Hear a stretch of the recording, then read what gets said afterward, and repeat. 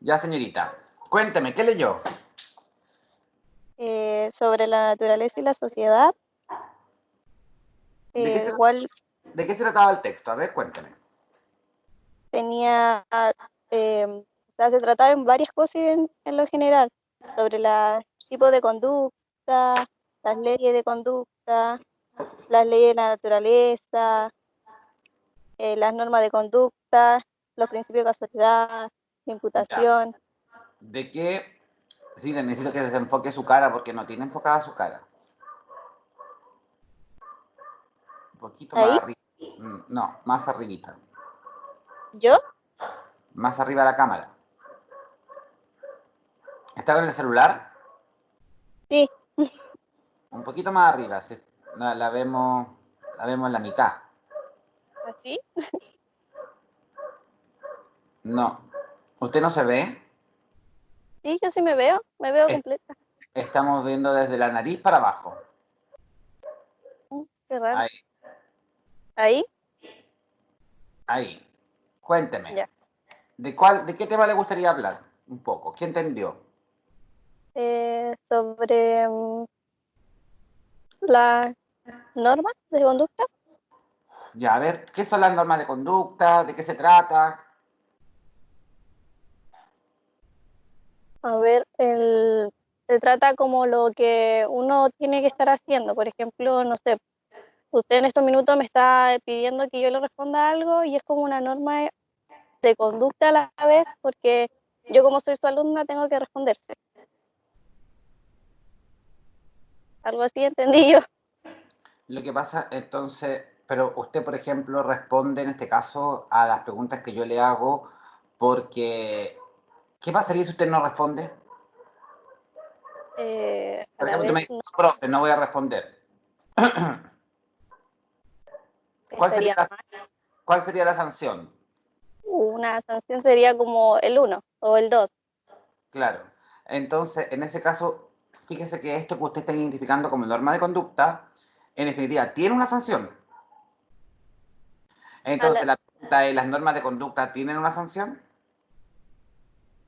Eh, por lo que yo veo, algunas sí y algunas no, porque igual, o sea, por lo general sí, porque está la de, ay, ¿cómo se llama?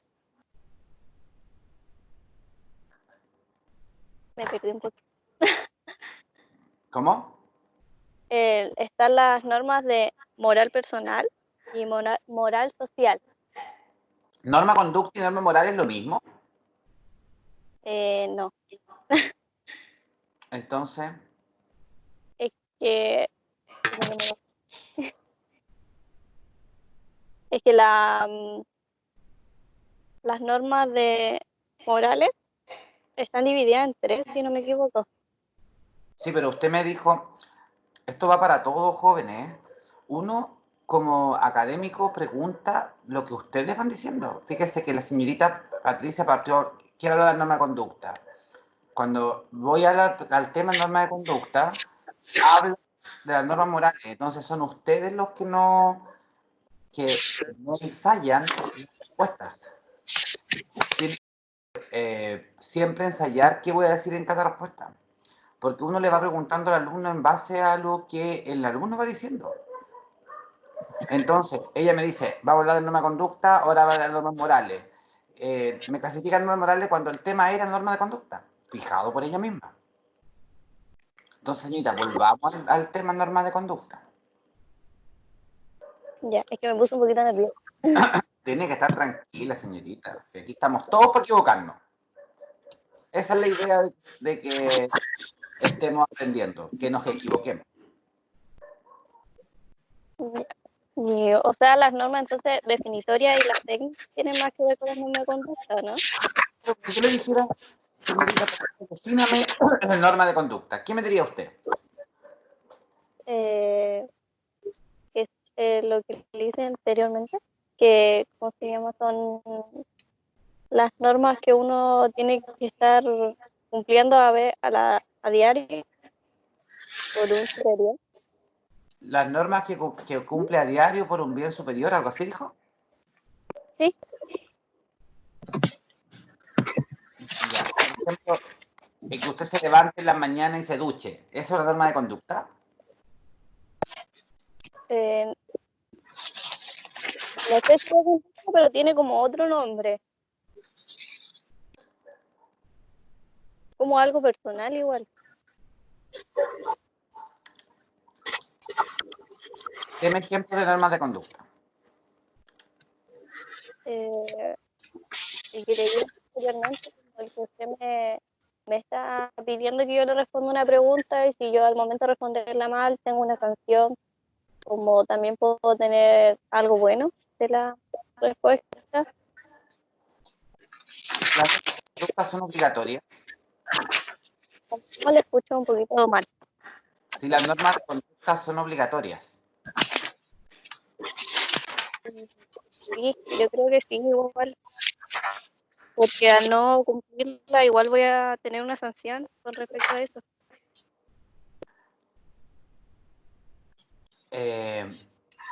No todas las normas de conducta son obligatorias. Hay muchas normas de conducta que son efectivamente obligatorias. Por ejemplo, muchas normas jurídicas nacen de normas de conducta, ¿ya? Porque en general lo que buscan las normas jurídicas, por ejemplo, todas las penales, por ejemplo, es que usted se comporte de una manera. Entonces, esas son normas que podrían tener una sanción jurídica, ¿ya?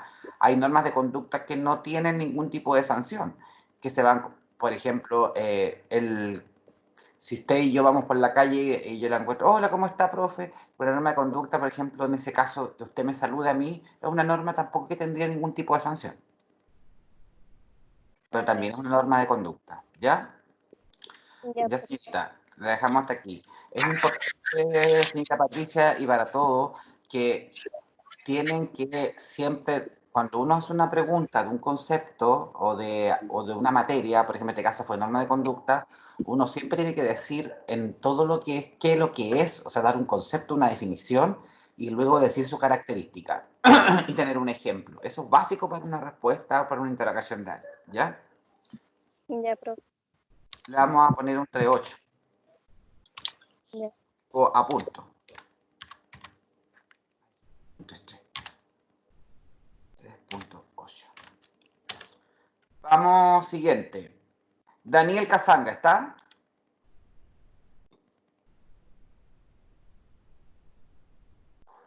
Daniel Casanga.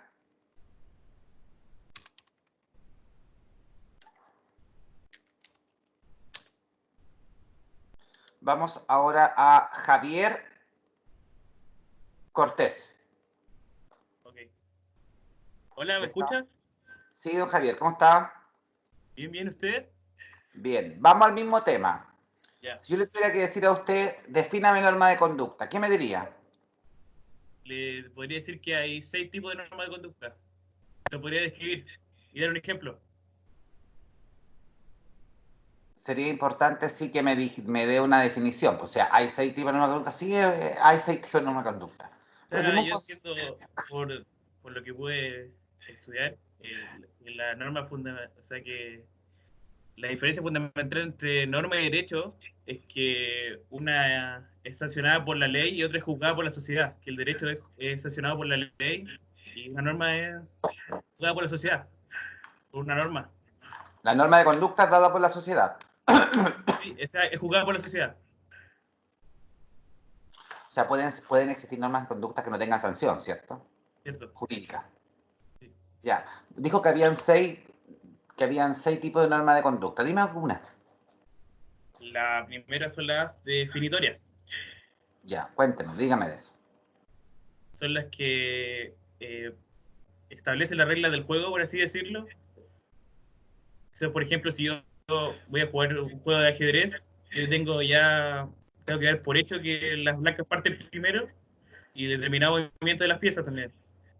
Perfecto. ¿Conoce otro tipo Después, de clasificación? las Otra técnicas, clasificación. las técnicas, que Dígame. son, por ejemplo, que se llaman reglas técnicas también, que dictaminan, por ejemplo, si estoy leyendo un manual de cómo encender un televisor, me va a decir que tengo que encenderlo con el botón rojo. ¿Conoce otra?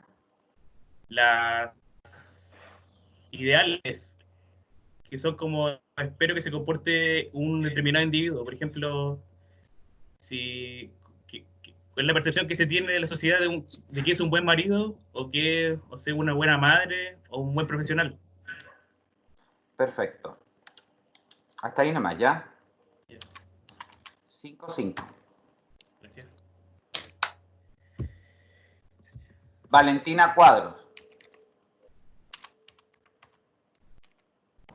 Profe, ella dijo que le había enviado un correo a usted acerca del tema, por el tema que había convalidado Ramos y todo eso. No sé si se acuerda. No, no me acuerdo. Ya. Voy a buscarlo después. Javiera, ¿está ahí? Hola, profe. ¿Cómo está? Bien, ¿y usted me veo? Todavía no, pero de repente se va a ver. Ahí sí. Señorita, ¿qué más tenía el texto, aparte de este tema que ya hablamos? Más que nada, yo lo que más entendí fue las normas como medios de acción, ¿A qué se refiere con eso usted? que uno ocupa las normas como para prevenir problemas futuros que uno podría presentar por las acciones. Le doy un ejemplo. Por ejemplo, yo soy católica. Y mi norma, por decirlo así, establece que yo tengo que ir a la iglesia los domingos. Y, por ejemplo, yo podría cuestionarme muchas cosas. Ay, voy a ir, no es necesario. Entonces, ¿qué hace esta norma? Evita que yo me cuestione cosas y tenga problemas en el futuro. Entonces, sí o sí tengo que ir a la iglesia el domingo. ¿Y usted va a la iglesia con alguna amenaza de sanción? En verdad, infringiría lo que dice la norma religiosa. ¿Me entiende? Sí, pero mi duda es ahora, eso ya se lo entendí, pero mi duda es, si usted no va a la iglesia los domingos, en ese ejemplo, ¿hay alguna sanción si usted no va a la iglesia los domingos? Sí, aún, mire, si usted no cree, si usted no es creyente, ¿cuál es la amenaza de sanción de no creer que otorga la norma religiosa? Por decirlo así, que no me tengo que involucrar en los temas religiosos y no ir a la iglesia porque no estoy creyendo en su religión. Mira, a ver, déjame hacerle otra pregunta. ¿Cuál, primero, es un ejemplo ficticio o usted efectivamente es católica? Ficticio, en verdad estaba en el texto. Ya, mi duda es la siguiente. ¿Qué pasa si usted, o en base a la religión, yo no creo en Dios? ¿Qué es lo que promete la religión o la norma religiosa si yo creo en Dios? O sea, ¿usted va, qué tengo que hacer yo si creo en Dios? No, no, no, no. Imaginémonos en mi caso. Supongamos que yo no fuera creyente, ¿ya? Yo no soy creyente. Entonces la norma religiosa, en general las normas religiosas giran en torno a un presupuesto básico de la norma, que te ofrece una sanción si tú no te conviertes a creer en Dios. ¿Cuál es la sanción? Em, la sanción sería que, no sé, pero profe, igual aparte de esta de como acción entendí las normas con respecto al lenguaje. Lo que, Y lo que yo les espérese, antes que pase el tema, lo que yo le quería decir, la sí, norma religiosa establece una sanción que es grave. ¿Cuál es la sanción, jóvenes?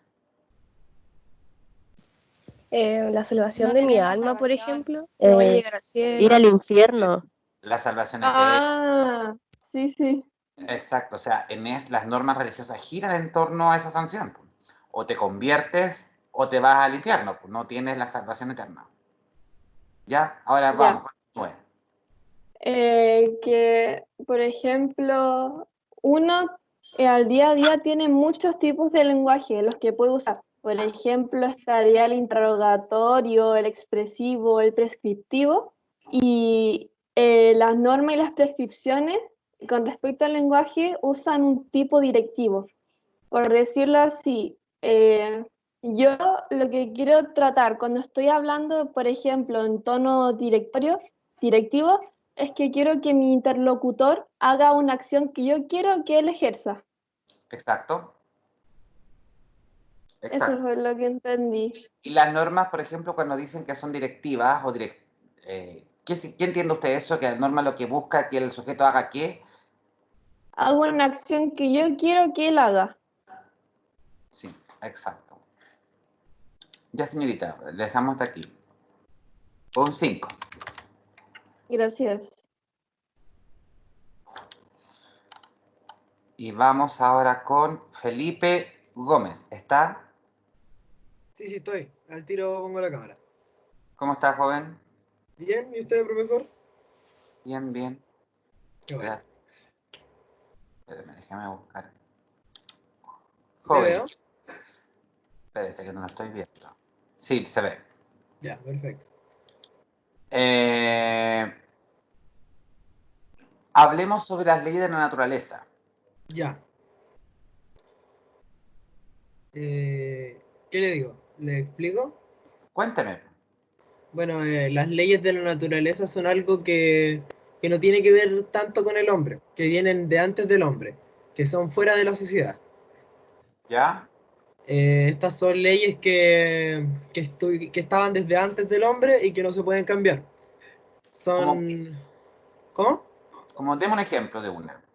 Que llueve desde el cielo, Ya, que no puede llover desde otra parte. continúe.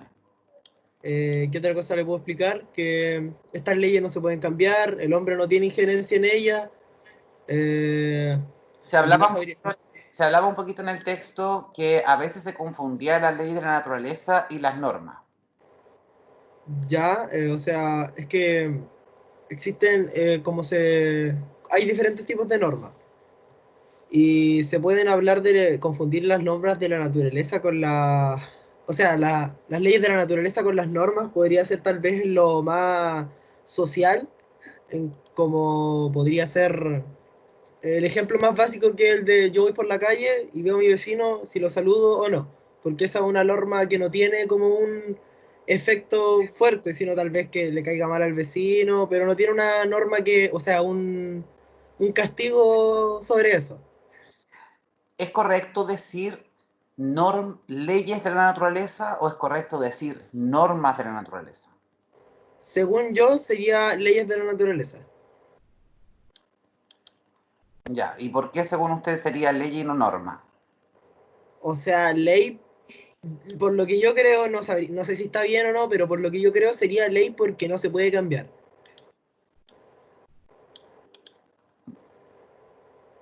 Ya, ¿alguien está en desacuerdo con don Felipe? Sí, yo. Dígame por qué. Poniendo la cámara. Sí, obvio. Ya.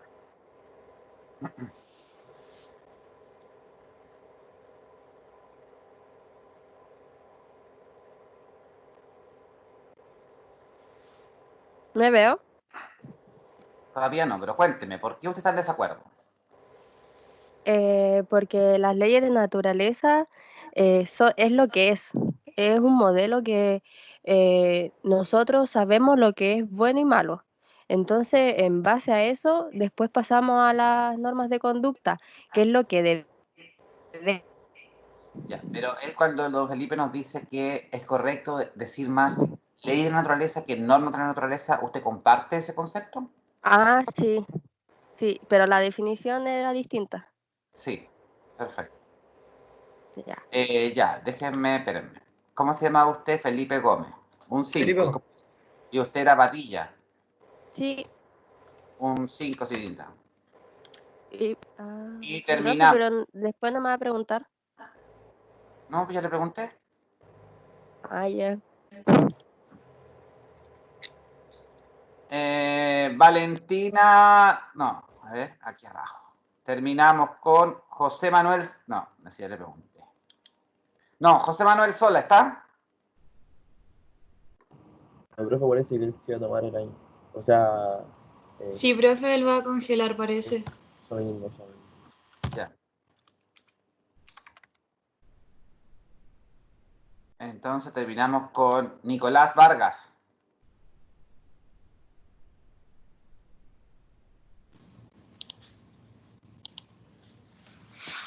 Don Nicolás, ¿Se me ve? Buenos días, profe. ¿cómo está? ¿Bien usted? Bien igual. Qué bueno. Ya, don Nicolás, ¿qué nos faltaría hablar que estaba en el texto? A ver, el texto como que habla mucho sobre lo que es vivir en sociedad, ¿no? ¿Ya? El comportamiento del hombre en una sociedad, cómo actuamos frente como las normas de conducta que se rigen en la sociedad y cómo nos relacionamos en sociedad, porque también habla mucho de cómo se relacionan los hombres entre sí, porque está en las relaciones de intercambio, la de colaboración, la de solidaridad y la de conflicto, que también menciona eso. Y también después hace la diferencia entre sociedad y naturaleza y explica mejor las normas de conducta y la ley de naturaleza. Explico lo que son para mí. ¿Sí? Ya. La ley de la naturaleza explican como hechos concretos, hechos que no se pueden cambiar, que están como sujetos al principio de la causalidad. O sea, un ejemplo es como el movimiento del sol, que es algo así desde antes de nosotros y que no se puede cambiar. Y mientras las normas de conducta son como prohibiciones y mandatos, que están más sujetas al principio de la imputación. O sea, como que mis acciones conllevan una consecuencia. Eh, hay como hartos tipos de Joven, normas de conducta. ¿Mm? joven, ¿qué entiende usted por principio de imputación? ¿Qué significa eso? Que lo que yo haga va a traer una consecuencia. Por ejemplo, con una norma jurídica, que si cumplo la ley, merezco mi penitencia, como ir a la cárcel, por ejemplo. O una norma de trato social, no sé, si no saludo a mi vecino le voy a caer mal. Eso sería como, o no sé, con Y, las normas religiosas que son como, me voy al infierno, algo así. y la norma, o sea, perdón, y la relación de causalidad, ¿qué entiende usted por eso? Que, o sea, eso lo memoricé o sea, lo de causalidad te salía en el texto, lo memoricé de memoria. Memoricé de memoria. O sea, es como,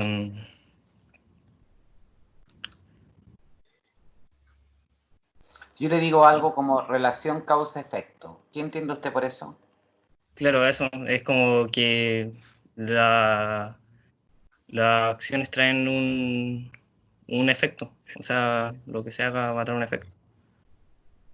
Cuando hablamos de relación de causalidad, lo que estamos haciendo referencia es a que existe un vínculo causa-efecto entre una cosa y otra. Ejemplo, si yo boto un vaso con agua, el agua cae. Ah, sí. Sí, por ejemplo, no sé si caliento agua, o sea, si pongo a hervir agua, el agua caliente o cosas así, ¿no? Claro, o sea, la causa de que el agua esté hirviendo es que yo la calenté. Claro, sí, sí, sí. Eso, No sabía cómo eso, explicarlo, pero eso es cuando estamos hablando de relación causa-efecto. ¿Ya? ya, sí. Ya, don Nicolás, terminamos. ¿Cuál es? Nicolás Vargas, ¿cierto? Sí, Tiene un 5-5, joven. ya. Ya, jóvenes, terminamos con la interrogación. ¿Alguien tiene alguna pregunta o algo que quiere comentar del texto? Profe, profe, yo no pude conectarme justo a la hora y me conecté 2 minutos tarde. Mandé un mensaje al chat de la reunión, pero no sé si lo leyó. Francisco Pacheco. Lo mandé como a las 8:19, que era que a las 8:15 comienza y... ¿A qué se refiere? ¿A la asistencia? A eso mismo. Ya, don Cristian, ¿la nota usted y a la noche lo cambiamos? Ya, muchas gracias, profesor. Profe, igual a mí me pasó lo mismo, que no sabía que se entraba directamente desde Microsoft Teams y estaba buscando el mensaje en el Gmail. Ya. Ya, perfecto. Eh, ¿Alguien más? Yo tengo una duda. y Dígame. aparte quería hablar también por si quería hacerme la interrogación, porque no sé si que me nombró eso. Y había visto que en la clase anterior no me había nombrado. Porque... Y eso. Profe, igual que eso. Parece Sí, que igual que sí. eso. No le pregunté hoy día. Y la vez Ya, poco. ya. Profe, igual que docente, creo. ¿Cómo se llama usted? Luna Ibáñez. Ya, para que note don Cristian, por favor. No hay problema, profe. Profe, ¿el miércoles va a preguntar sobre el mismo texto? Vamos al mismo texto, sí. Vamos un poquito más profundo, pero del mismo texto. ¿Ya? ¿Quién? Yo, Javiera Olivares. Dígame, señorita. ¿Tengo que prender la cámara? Obvio. ¿Se acuerdan que todos tenemos que estar con la cámara encendida si el micrófono es el que bloqueamos? ¿Me ve? Sí. Ya, mi duda es que por qué los filósofos o quien escribía de las normas no tenían como una definición en sí. Porque el texto decía que la norma no tenía una definición clara porque eran ideas confusas y vagas. Mi pregunta es el por qué. Lo que pasa es que en general, cuando han intentado definir norma y ley, ¿ya? Cuando empezaron con el problema de definir, es como definir ética y moral, ¿entiendes? Son cosas que existieron tantas definiciones por aquellos que empezaron a ocupar los conceptos, que empezaron a confundir una y otra. O sea, mejor dicho, no confundir, sino que les fue muy difícil poder diferenciar una y otra. Entonces, nunca llegaron a un concepto. Usted pregunta hasta el día de hoy, ¿cuál es la diferencia entre uno y otro? Va a depender de la sanción, por ejemplo. Va a depender, porque las normas de conducta, en general con la norma de trato social, si uno empieza a analizar cuál es la diferencia entre una y otra, entonces se va a dar cuenta que las diferencias son mínimas y van a estar enfocadas, por ejemplo, a la sanción, de dónde nace la norma, si es imperativa o no. Entonces, usted va a poder diferenciar una y otra de acuerdo a las características que tiene cada una y otra. Pero como concepto, porque usted pregunta como el concepto, es lo mismo casi. No hay diferencia. Usted revisa, por ejemplo, los conceptos son casi iguales. La diferencia es que están que cuando arman el concepto, le dan características a norma, a ética, a moral, características que dicen relación con aspectos subjetivos, aspectos volitivos, con la actitud del sujeto, con lo que el sujeto piensa. Entonces son distinciones que se fueron haciendo paso a paso. Eso fue súper complejo, o ha sido súper complejo poder definirlas una y otra. Hoy día, para poder comprender una y otra, lo que hacemos es ir a las características. Por eso les decía yo cuando pasó la primera alumna, que cuando uno intenta definir estos conceptos de difícil comprensión, uno debe dar una definición y debe dar las características para poder diferenciar una y otra.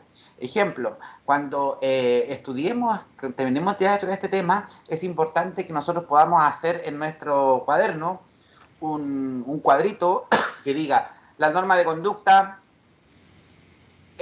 concepto es esto. Sus características son la norma moral, su concepto es, sus características son la norma jurídica, su concepto es, su característica es. Entonces así nos vamos a dar cuenta que el concepto va a ser casi el mismo y lo único que va a hacer que diferenciemos una y otra van a ser sus características. Por eso para los filósofos ha sido complejo poder definir esto, porque ellos lo que en definitiva intentaron hacer cuando comienza este concepto es poder buscar una definición característica de una y otra. Pero ¿qué pasaba? Que el que estaba como definiendo, por ejemplo, ética, decía, hey, pero eso se parece también a lo que yo estoy haciendo. Entonces, en general los filósofos, los juristas, intentan buscar conceptos omnicomprensivos que comprenda todo aquello que pertenece a su ciencia para poder diferenciarse una y otra, porque tenemos que pensar que para que ellos puedan existir como ciencia, tienen que tener un concepto y un objeto de estudio completamente diverso al otro, sino de lo contrario no es una ciencia distinta. Y ahí es donde empiezan los dramas unos con otros, por ejemplo, lo mismo que nos sucede con el tema de las ciencias sociales, que son aquellos de las ciencias duras o de las ciencias naturales, que nos dicen que nosotros no somos ciencia porque no tenemos un objeto de estudio claro. Sí. Y cuando realizamos investigación, la investigación la realizamos desde adentro y no desde fuera, o sea, no podemos observar. Ejemplo, cuando usted habla con un profesional de la ciencia y él le dice, yo te lo puedo probar, significa que él puede hacer un mismo experimento y lo va a probar y le va a dar el mismo resultado que le dio a quien realizó el experimento. Ejemplo, volvamos al que dio el compañero recién. si yo caliento el agua en la tetera. Pero Si eso usted, sería una ley, ¿no? No una norma.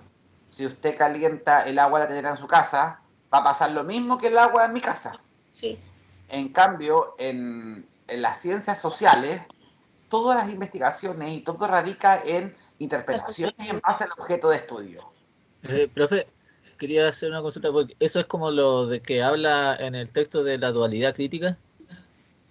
Por ejemplo, el principio, lo que decía primero, que primero había alguien, un filósofo que decía que había un principio monista, que era lo que, por ejemplo, lo que hacían los religiosos, de que simplemente no se cuestionaban las cosas, sino que solamente creían que existía un Dios por las leyes naturales.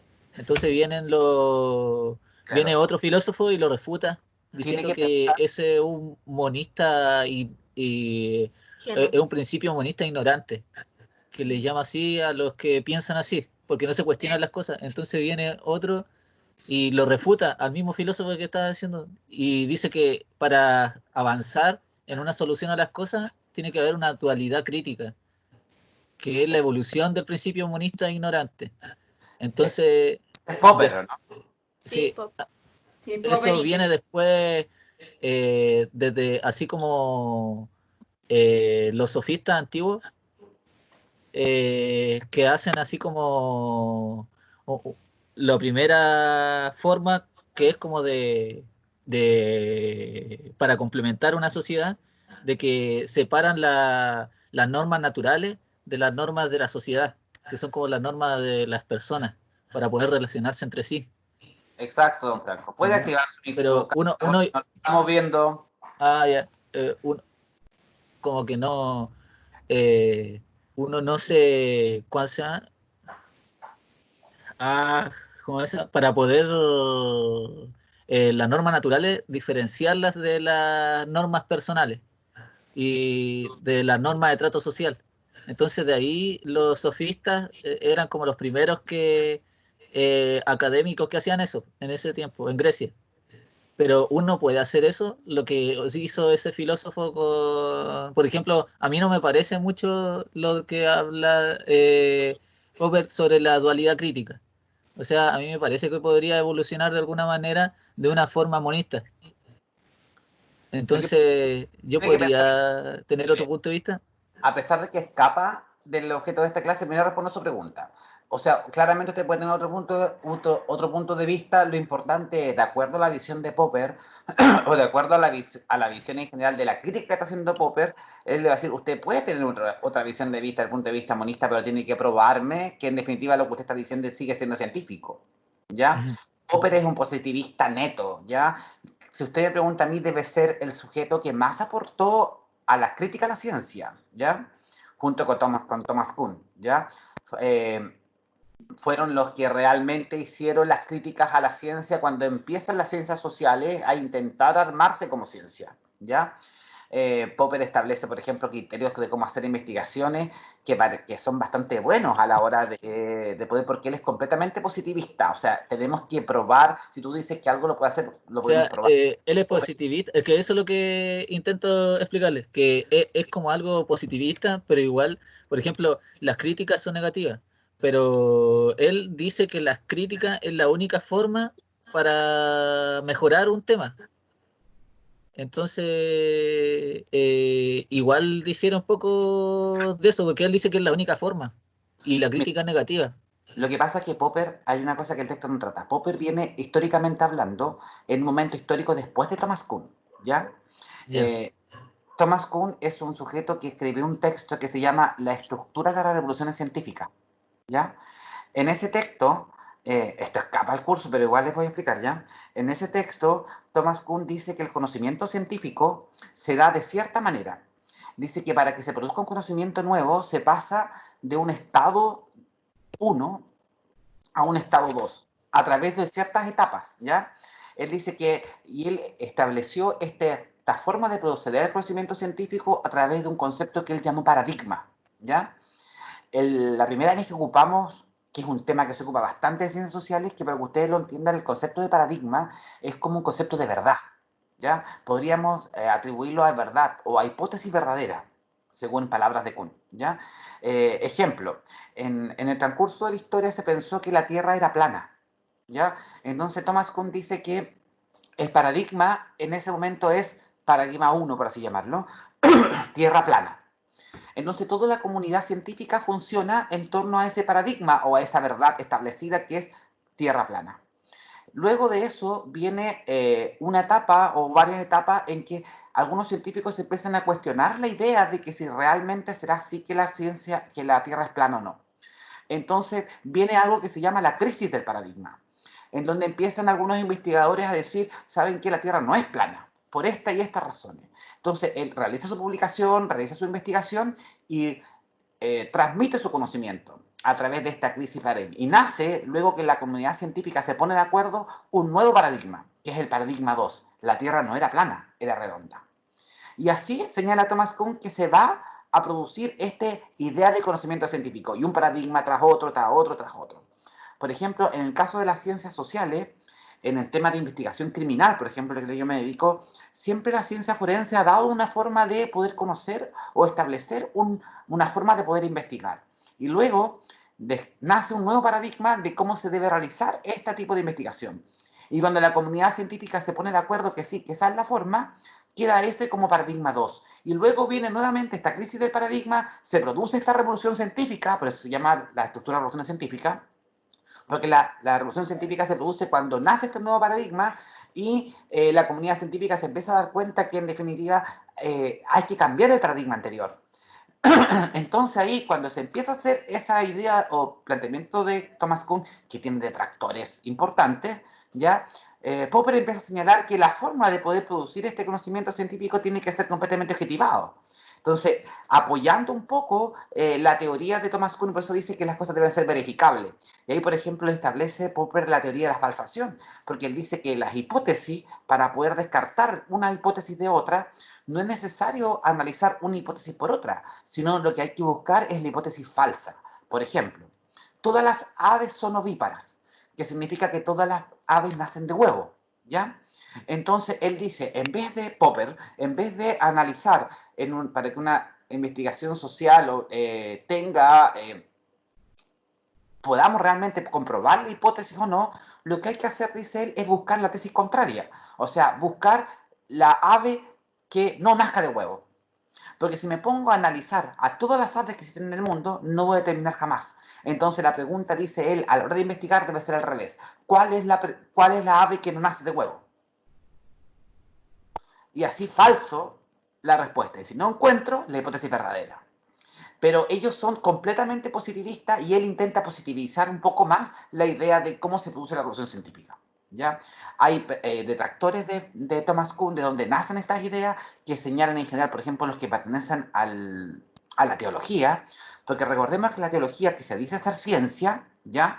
La teología cuestiona todo en relación a la estructura de la Biblia, por ejemplo, ¿ya? Sobre todo el Nuevo Testamento, ¿ya? Cuando se estudia el tema del catolicismo, el cristianismo, sobre todo, ¿ya? Pero la teología hay una sola cosa que no cuestiona, porque si cuestionara eso, no podrían justificarse como ciencia, que es la resurrección de Cristo. Porque la idea de la ciencia o de la teología en base a obtener esta intención de la salvación, una vida superior, el perdón de los pecados, etc., hay una sola cosa que no puede cuestionar, que es la resurrección de Cristo. Porque, en definitiva, si nosotros somos capaces de vivir lo que el Nuevo Testamento señala sobre cómo se debe ser persona, porque recordemos que el resumen del Testamento, del Nuevo Testamento, por ejemplo, se radica en que si tú eres una buena persona, si tú haces el bien, si tú amas al prójimo, si tú no matas, si tú no mientes, etcétera, tú lo que vas a tener en definitiva es la promesa de la salvación eterna. ¿Y cómo se ve eso con la resurrección? Entonces, ellos no cuestionan su único dogma de fe, que es la resurrección de Cristo. Yo tuve la ventaja de poder estudiar cuando era muy pendejo, creo que tenía 19 años, en la universidad en la que yo estudiaba, que era una universidad católica, regalaban un diplomado en teología a aquellos que se querían inscribir, ¿ya? Yo estudié el diplomado porque me volví loco y estudié el diplomado en teología, ¿ya? Entonces, en esa oportunidad, yo soy una persona creyente, soy una persona católica, en ese momento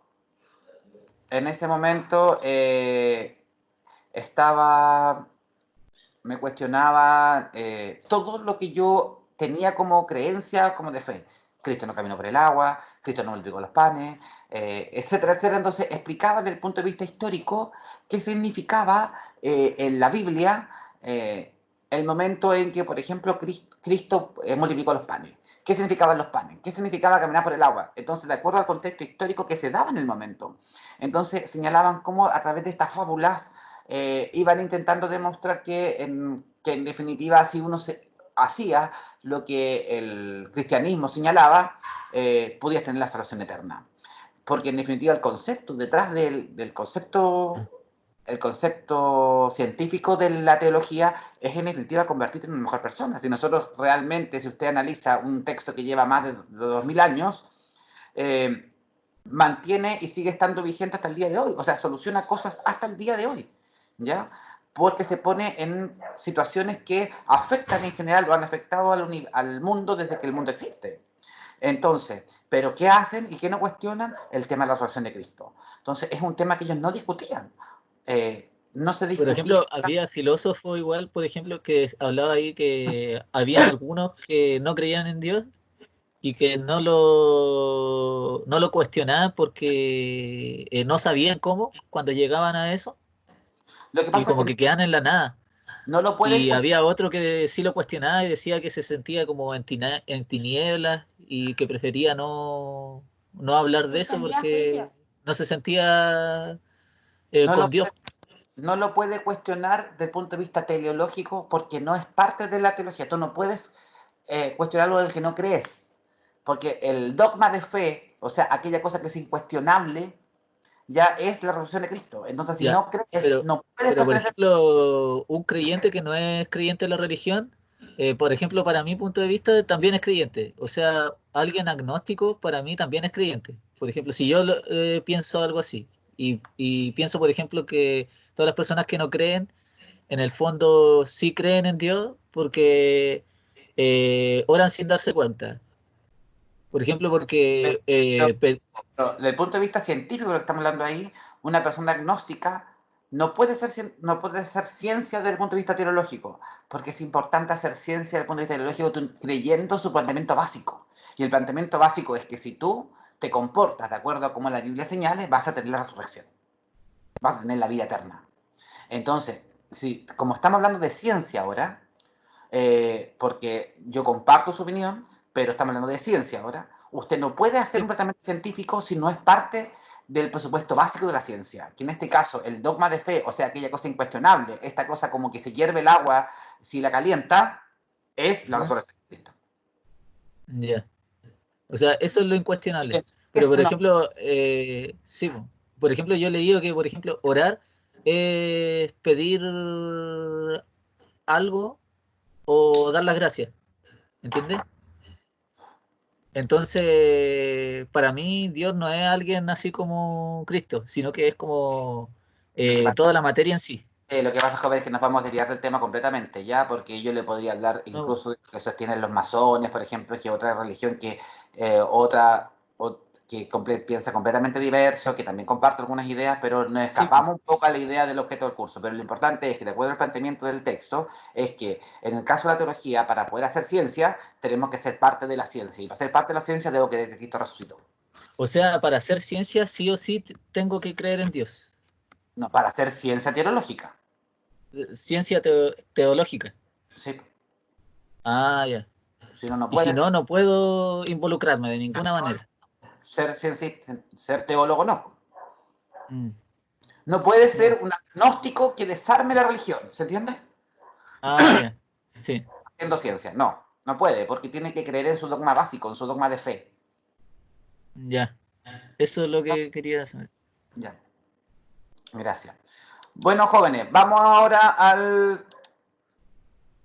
la clase. Están viendo el video, ¿cierto? Sí, profe. O sea, la diapo. Y quedamos aquí.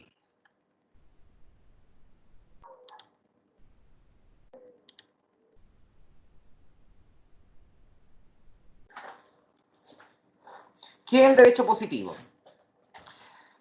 El derecho positivo en general, volviendo a esta idea de Kelsen, es diferenciándolo del derecho natural. El derecho positivo es aquel que está escrito y ha sido en definitiva creado por los seres humanos, ¿ya? El derecho natural es un derecho que proviene por el hecho de ser persona, ¿ya? En general, esto viene de Santo Tomás de Aquino, quien señalaba que el derecho natural es creado por Dios solamente por el hecho de ser persona, como por ejemplo el derecho natural a la vida, ¿ya?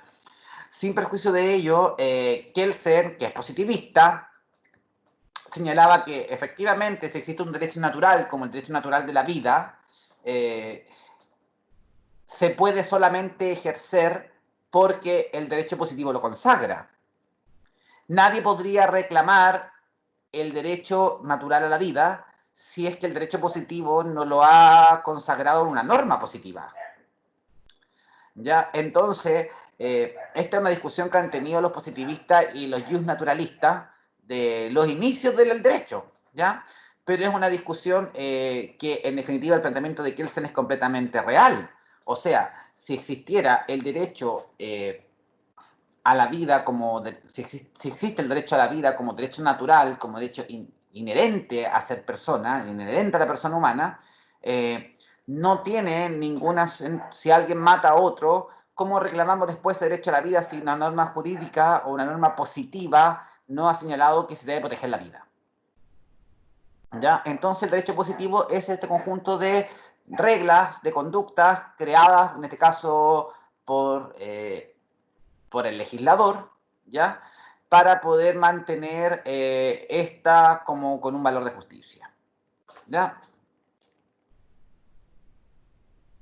¿Cómo lo podemos clasificar? En derecho en sentido objetivo y subjetivo, en sustantivo y adjetivo, público, privado y mixto. El derecho público es el conjunto de normas reguladoras del orden jurídico relativas al Estado en sí, en sus relaciones con los particulares y otros estados, ¿ya? Cuando hablamos de derecho público, jóvenes, hablamos de todas estas ramas del derecho que giran en torno al Estado con poder de imperio, en donde el Estado intenta mantener este bien común, ¿ya? Entonces, cuando se dictan normas de derecho público, se refieren al funcionamiento del Estado para estar al servicio de la persona humana, que es lo que señala nuestra Constitución. Ramas del derecho público, por ejemplo, el derecho constitucional, el administrativo, el financiero, el penal, el procesal, el internacional público, el tributario. ¿Ya? En el caso nuestro, nos interesa bastante el derecho constitucional, el derecho administrativo, que son ramas del derecho público. ¿Ya? En cambio, el derecho privado rige los actos de los particulares cumplidos en su propio nombre. Acá no predomina el interés público, sino que predomina el interés individual. ¿Ya? En el derecho privado, el principal, por ejemplo, que nosotros conocemos es el derecho civil, ¿ya? Donde están las personas, la familia, los bienes, las sucesiones, las obligaciones, los contratos, por ejemplo. Cuando ustedes hacen un contrato, una compra-venta de un vehículo, compra de una cajetilla de cigarrillo en el negocio, etcétera, son normas que están reguladas por el derecho privado, porque regulan relaciones entre particulares, ¿ya? Y la pregunta que siempre los alumnos se confunden, el Estado, en general, todas las normas del Estado funcionan en el área del derecho público, ¿cierto? Pero también el Estado puede funcionar en la área del derecho privado. Cuando no actúa con este poder de imperio, cuando no actúa para poder regular o mantener el bien común. Ejemplo, si el Estado quiere arrendarme a mí la casa para poder instalar ahí una oficina, ahí está actuando en las normas del derecho privado. Si el Estado me quiere expropiar el terreno para poder instalar ahí un hospital, es completamente distinto. Ahí actúo como sujeto de derecho público. Ejemplo, si el Estado contrata o hace contratos de arriendo de planes de celulares. Eso está dentro del ámbito del derecho privado, porque está actuando no por el interés público. O sea, es para el interés público, pero no como norma de derecho público. ¿Se entiende la diferencia? Sí. El derecho mercantil, jóvenes, es el derecho comercial, ¿ya? Que le llamamos mercantil o comercial, ¿ya? Y el internacional privado. Que en general el internacional privado rige las mismas normas que el derecho civil, pero desde el punto de vista privado, ¿ya? Pero desde el punto de vista internacional, quise decir, ¿ya? Por ejemplo, ¿qué pasa si el sujeto tenía un padre mexicano y una madre chilena y el niño nace en África? ¿De qué nacionalidad es el niño? Y ahí empiezan a regularse todo por derecho internacional privado. ¿Ya? Eso regula ese derecho. Otra de las divisiones es el derecho sustantivo, que se refiere en general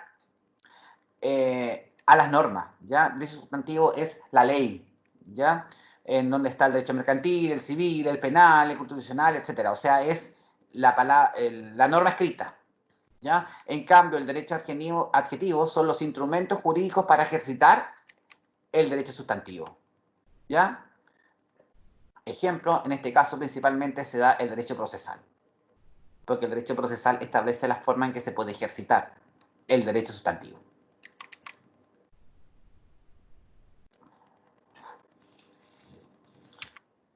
Vamos con la norma jurídica.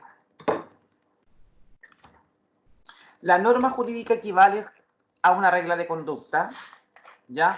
Cuando su fin es el cumplimiento de un precepto legal, ¿ya? El calificativo jurídico nos dice que se trata de una norma de carácter obligatoria con disposiciones imperativas de derecho. Las normas jurídicas son aquellas que formulan imperativamente los deberes ordenados. Recordemos que una norma jurídica en nuestro país es dictada por el legislador, ¿cierto? Vamos a estudiar un poco más adelante cómo se forma la ley, ¿ya? Pero en general una norma jurídica está creada por el legislador, por los colegisladores, porque no es solamente una cámara la que crea la norma jurídica, sino que son dos cámaras las que crean las normas jurídicas, ¿ya? Por eso existe una idea de cámara revisora, ¿ya? Muchos en su diagnóstico me pusieron que en general las leyes ingresaban, por ejemplo, a las cámaras de diputados y después pasaba a la Cámara de Senado, y eso no es tan así. La Constitución establece qué tipos de ley se deben iniciar su trámite constitucional en una o en otra cámara. Por ejemplo, la ley de presupuesto se inicia a propuesta del presidente de la República en la Cámara de Senadores y luego la revisora es la de diputados, ¿ya? No es que una de las cámaras tenga sea siempre la cámara en la que se inicia un proyecto de tramitación legal, ¿ya? Depende de lo que dice la Constitución, porque hay materias de ley que se inician en una o en otra cámara, ¿ya? La norma jurídica es como característica heterónoma, imperativa, atributiva, bilateral y coercitiva. Esas son las características de la norma jurídica.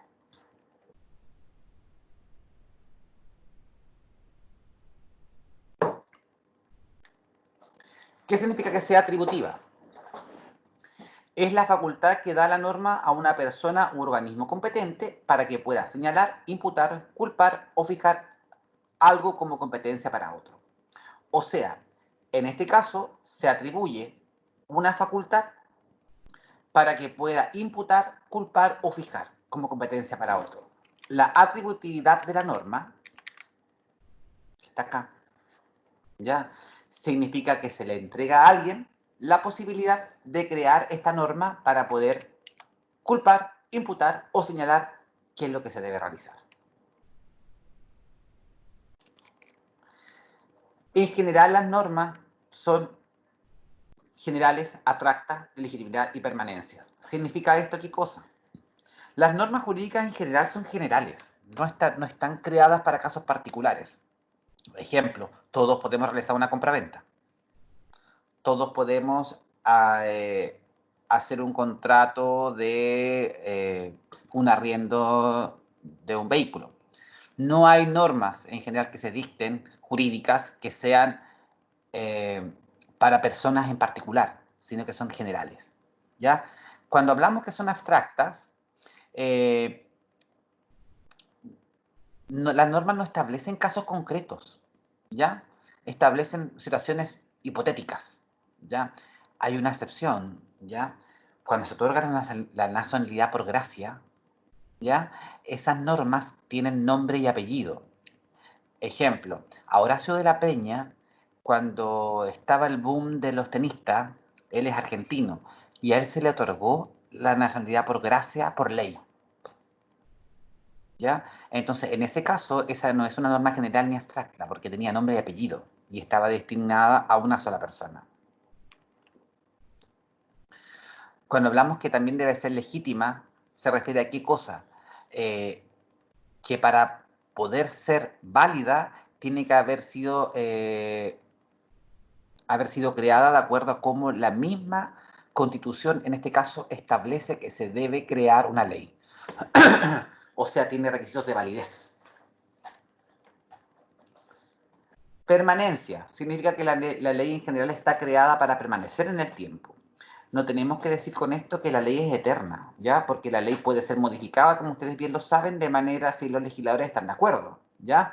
Y también hay leyes jóvenes que rigen por un tiempo determinado, ¿ya? O normas que eligen por un tiempo determinado. Ejemplo, ahora con el tema de la pandemia, hay harta normativa que se ha dado por el tema, que se ha creado por el tema del el problema que está enfrentando nuestro país. Entonces, esas normas, cuando volvamos al estado normal, van a dejar de ser eficaces, por ende se van a derogar.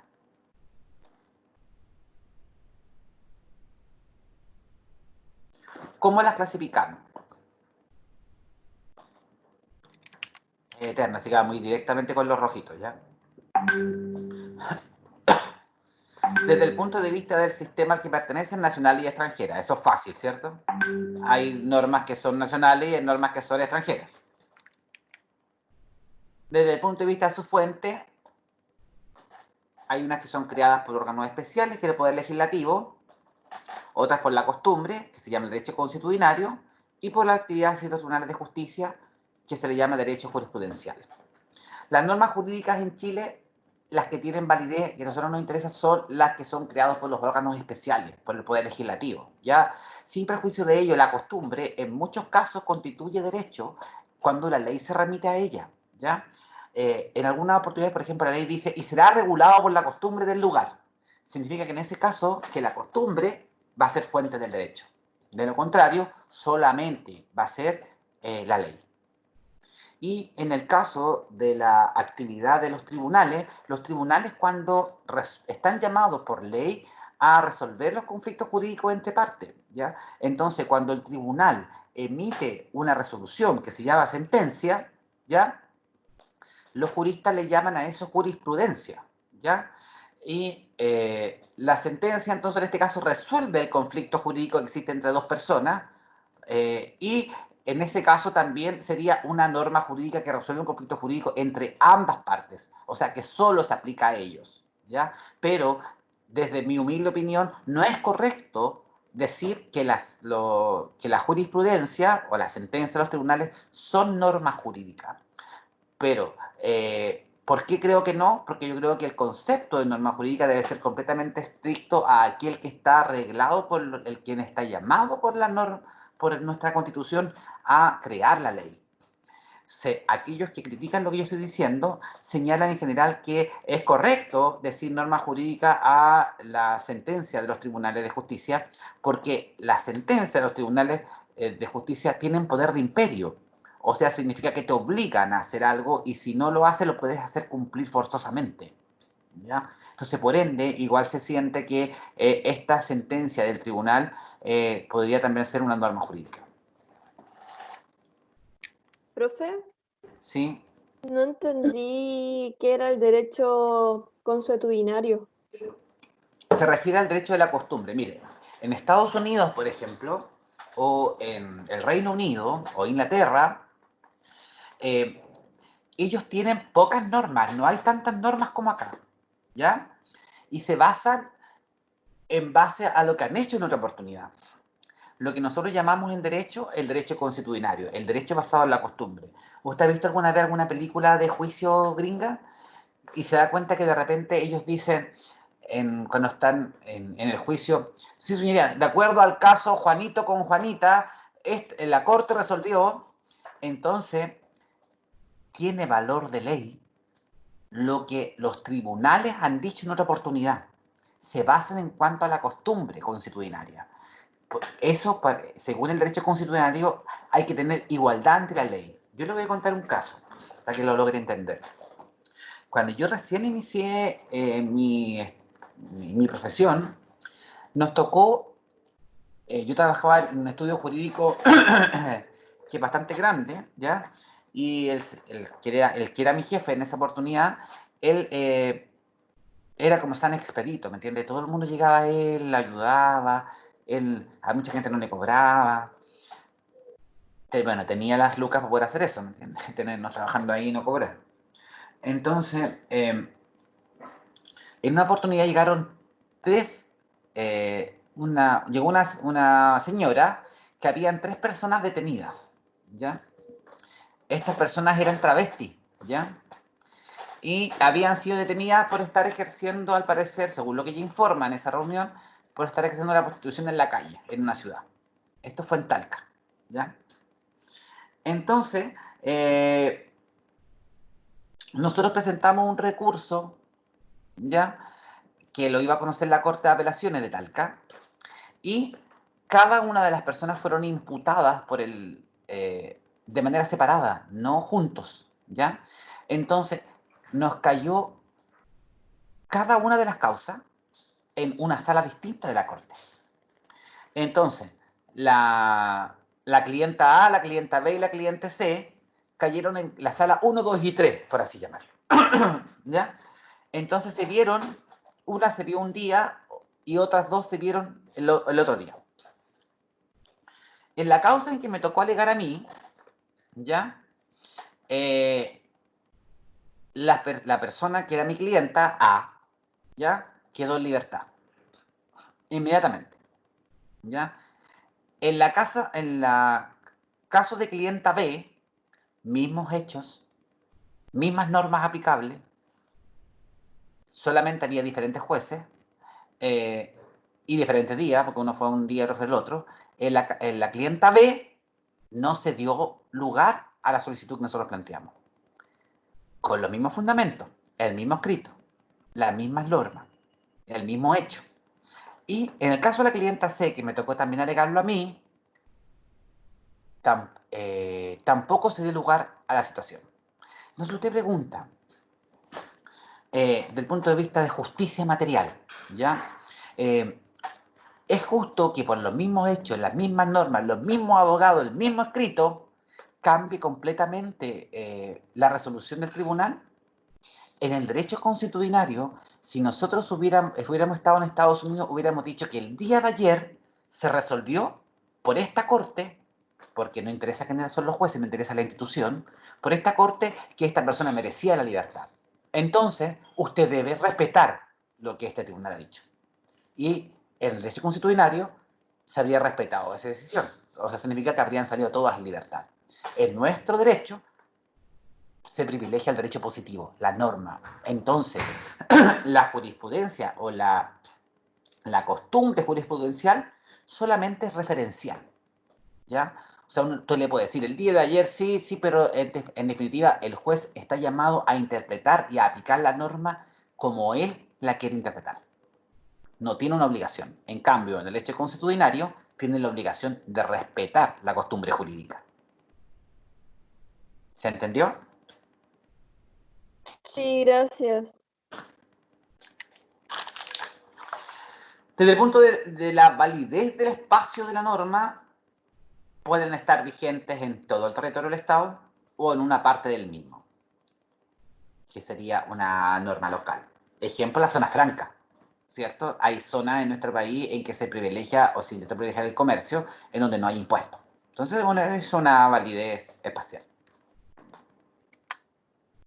Profe, disculpe, una consulta. ¿Sí? Y sobre las normas jurídicas, sobre la creación, igual es lo mismo que vimos en el texto, o sea, se crean todas las normas jurídicas igual bajo el acto normativo, el enunciado normativo y la... y la norma en sí. Lo que pasa es que eso lo vamos a ver ahora un poquito más adelante, ¿ya? Viene en Ya. como la estructura de la norma, Ya. ¿ya? Así que lo vamos a ver, viene. Entonces, solamente la estamos clasificando para que ustedes vean cómo se clasifica. Sobre el ámbito temporal de validez, como ya dijimos, existen normas que tienen una validez de tiempo establecido, o sea, la misma norma fija desde cuándo hasta cuándo va a ser válida esta norma, y otras que no tienen plazo definido. Ejemplo, muchas de nuestras normas no tienen plazo definido, ¿ya? En el caso, por ejemplo, ahora que estamos con la pandemia, hay expresamente de espacio definido. La modificación que hizo la Constitución para poder hacer, en este caso,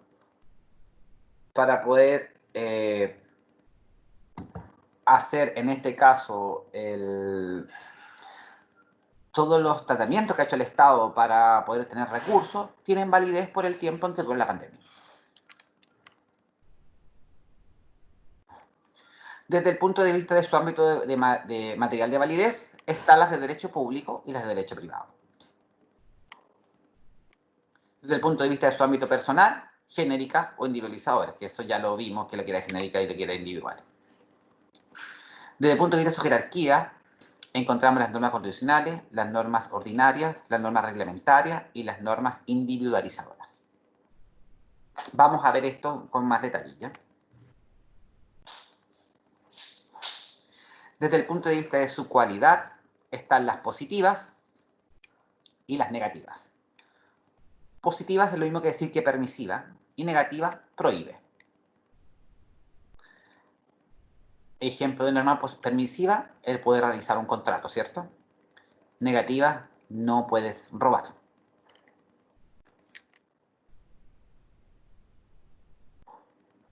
Desde el punto de vista de sus relaciones de complementación, están las de iniciación, duración y extinción de la vigencia, declarativa o explicativa, permisivas, interpretativas y sancionadoras. Esto, lo que me interesa de esto, que esto lo vamos a ver casi al final del curso, ¿ya? Hay normas que declaran derechos, hay normas que explican derechos, hay normas que permiten conducta, hay normas que interpretan otra norma y hay normas que sancionan. ¿Ya? Vamos a verlo cuando estudiemos la ley.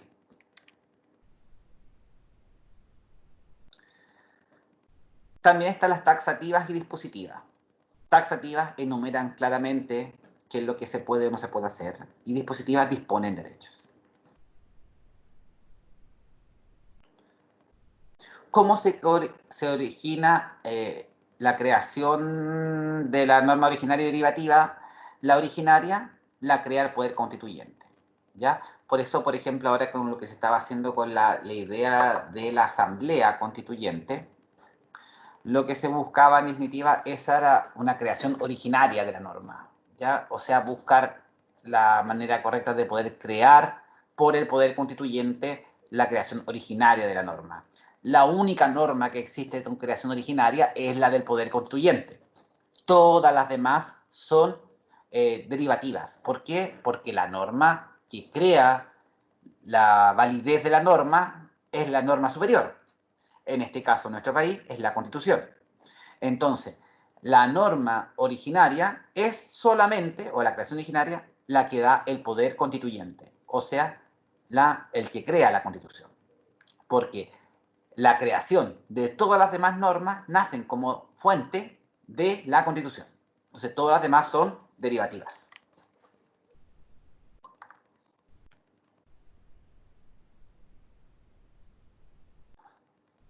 ¿Cómo es la estructura de las normas?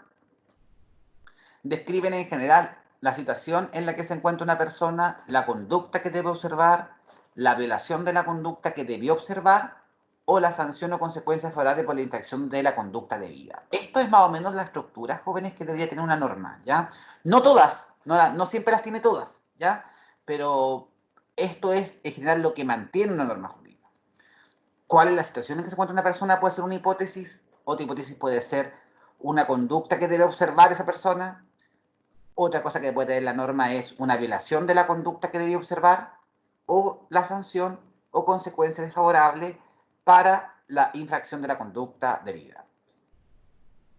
¿Ya? Este 9 me quedó corrido para acá, debería haber estado aquí abajo del 9.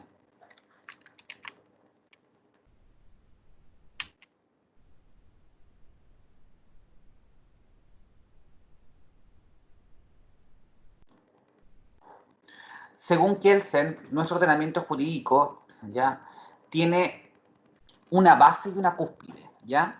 Existe una estructura jerárquica en todas las normas que nosotros tenemos en nuestro país, ¿ya? Y eso va a depender depende en general de la diversa cantidad de normas que regulan las relaciones jurídicas entre todos nosotros, ¿ya? Así, por ejemplo, la norma fundamental de un Estado es la Constitución. Lo que ustedes ven a la izquierda es lo que se conoce como la pirámide de Kelsen, ¿ya? Entonces, esto está enfocado, sí, está enfocada a nuestra normativa, ¿ya? La pirámide o la cúspide es la Constitución, es la norma madre, la norma fundamental, ¿ya? De ella se regula todo aquello que se puede hacer en nuestro país, ¿ya? Y de ella nacen todas las leyes orgánicas constitucionales, las leyes especiales, nacen también las leyes ordinarias, los decretos leyes y los reglamentos, ¿ya? Pero esta es la estructura básica que existe en nuestro ordenamiento jurídico.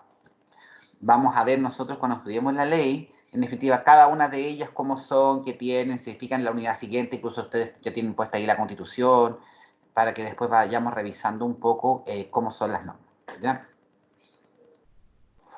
Por ejemplo, ustedes deben conocer una ley orgánica constitucional que es muy conocida, que es la LOCE, ¿ya? Ley Orgánica Constitucional de Educación, LOCE, ¿ya? Esta dice en relación esta jerarquía de normas, jóvenes, en base a la materia que regulan, ¿ya? Porque la clasificación de esta pirámide dice relación con los quórum de aprobación, ¿ya? Como son materias más complejas de aprobar, tienen un quórum un poco más alto. Aquí, según yo, falta la ley interpretativa de la Constitución, porque hay leyes que interpretan otras leyes, ¿ya? Entonces, esa faltaría ahí como abajito de Constitución y Ley Orgánica Constitucional, ¿ya? ¿Preguntas hasta aquí?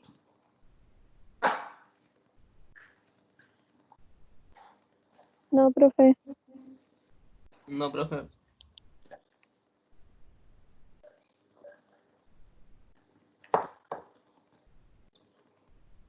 Vamos a hablar un poquito en palabras generales sobre lo que es esta norma fundante, ¿ya? ¿Cómo nace la Constitución? La Constitución nace por el poder constituyente, ¿cierto? Nosotros hemos ido modificando nuestra Constitución desde muchos años, desde que existimos. Entonces, cada vez que nace una nueva Constitución, ¿se parte desde cero o tomamos las reglas de la Constitución anterior? Teóricos dicen que en general nosotros tomamos reglas de la Constitución anterior que seguimos manteniendo, ¿ya? Pero, teóricamente hablando, es correcto afirmar que es el poder constituyente. Ejemplo, si se realiza la modificación a esta nueva Constitución, se ha establecido que lo que no se puede modificar y no se puede derogar son todos los tratados internacionales de derechos humanos. Todas las garantías fundamentales. Eso no se va a poder modificar. Entonces, ahí se dice, claro, ¿se puede partir de cero? No se puede partir de cero, porque hay compromisos que se deben respetar. Y en este caso, la misma ley que lo creó establece eso.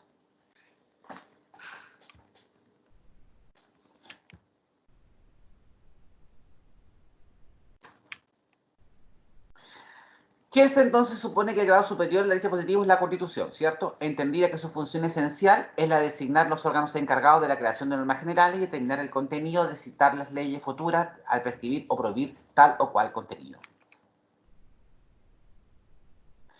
Una ley en vigencia puede, en razón de su contenido o en razón de su creación, se encontrará en contradicción con la Constitución. Hay una sola interpretación posible.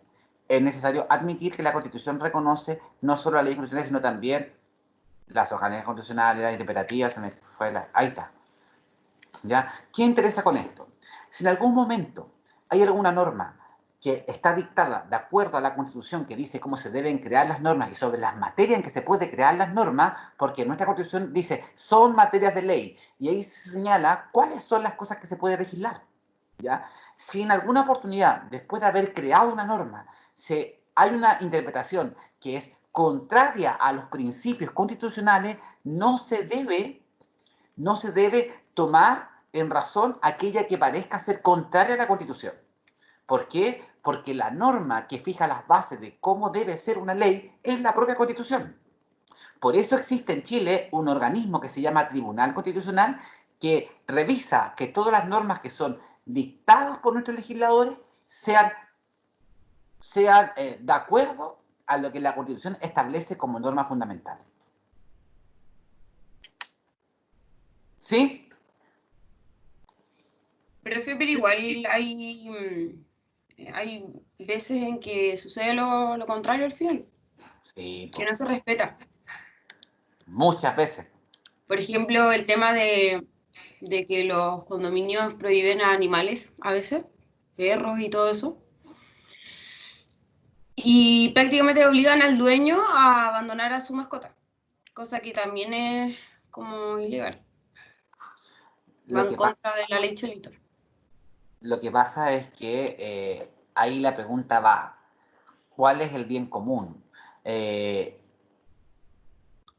¿Cuáles son las reglas que establece el condominio sobre... porque supongamos que nos vamos a un edificio a vivir que queda acá al lado. Entonces, yo que tengo perros, tengo que revisar en primer lugar cuando me vaya a vivir al condominio si yo puedo obtener mascota o no. Porque si yo no puedo obtener mascota ahí en ese lugar, yo no me puedo ir ahí. Porque hay cosas que están por sobre mi interés particular. Y entonces la pregunta que sería el derecho en ese momento es, ¿usted cuando se fue a vivir ahí revisó esa información? Sí, la revisé. No, no la revisé. Entonces usted tiene que tener claro que usted no se podía cambiar ahí porque no puede tener mascota. Porque yo de mis perros no me voy a deshacer, ¿me entiendes?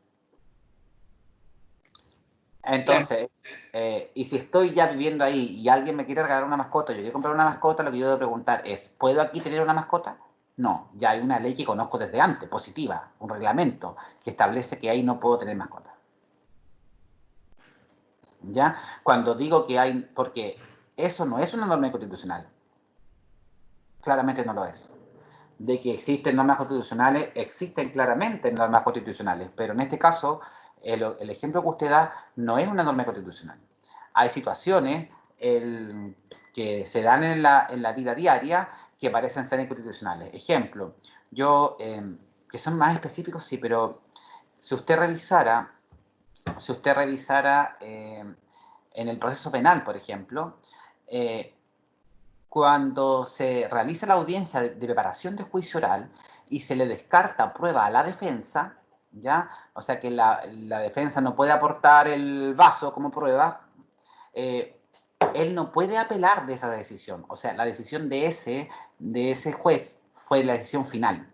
Y los derechos humanos consagran la posibilidad de la doble instancia. O sea, le establecen como derecho humano que siempre debe existir una doble instancia, ¿ya? Porque el primer juez se puede haber equivocado. Entonces, nuestra legislación positiva señala, o sea, nuestro Código Procesal Penal señala que la defensa que le dejan pruebas fuera del juicio no puede apelar. En cambio, si le dejan prueba fuera del juicio a la fiscalía, ellos sí pueden apelar. Eso es una norma constitucional. Entonces, cada vez que nos ha pasado eso, nosotros tenemos que recurrir al Tribunal Constitucional para que el Tribunal Constitucional declare ese precepto inconstitucional, pero lo declara solamente para ese caso concreto. ¿Por qué? Porque el Tribunal Constitucional no puede modificar la norma. Lo que puede hacer el Tribunal Constitucional es dejarla sin efecto para el caso concreto, cuando ya la norma está vigente. Profe, y por ejemplo, cuando destituyeron del cargo a Mañalich, o por ejemplo a Pablo Longueira, por ejemplo, cuando robó plata, se supo y toda la cuestión. Por ejemplo, hay veces en que hay políticos que uno intenta hacer eso, como destituirlo del cargo y tiene pruebas de que robaron y no los pueden sacar, así como así. ¿Por qué sucede eso? Aunque hacen falta una norma así y hacen juicios, como que el juzgado lo ayuda en el fondo. No, lo que, a ver, no Ellos se rigen por... entendí su pregunta, pero a ver si la logro. Como que se acomodan, ellos se acomodan a la Constitución y si así una- se sacan los pillos, una cosa así. No, imposible, eso no pasa. Lo que pasa es que desde No el se punto. puede... No se puede qué. Lo que pasa. Disculpe. Lo que pasa es que nuestra legislación establece que para cierto tipo de delitos se pueden tener salidas alternativas que no requieren condena, ¿ya? Y si usted es funcionario público y es condenado, usted deja de ser funcionario público. Entonces, si yo tengo con usted un problema, por ejemplo, usted es funcionario público, senador, por ejemplo, y usted tiene un problema conmigo, no sé, de dinero millonario o un desfalco millonario, se robó, qué sé yo, 500 millones de pesos del Banco Estado, más vale que usted, porque en ese caso patrimonial, el legislador establece que pueden existir posibilidades de arreglo monetario, porque es monetario el problema, ¿ya? Entonces, en ese caso, podemos llegar a un arreglo que se va a llamar un acuerdo reparatorio, de acuerdo a lo que establece nuestra legislación, y usted nunca va a ser condenado. Entonces, ¿por qué? Porque se terminó la causa, porque usted va a devolver la plata, ¿ya? Entonces, en ese caso, usted no es condenado, se sobresede la causa, se termina la causa. Entonces, usted no es condenado, no lo pueden sacar del senador, ¿ya? Es distinto si usted mató a alguien. Porque eso no se acepta un acuerdo reparatorio por eso, porque la vida no tiene valor pecuniario. ¿Se entiende? Sí, profe. Ya. La vida es más importante. O sea, bajo eso. Sí, obviamente. Última pregunta, que estamos en la hora. No, profe, ninguna. Al menos yo. Nada más. Ya, jóvenes. No, profe. Nos vemos el miércoles. Ya, profe, que esté bien. Ya, nos vemos. Chao, chao. Ya, chao, Chao. profe.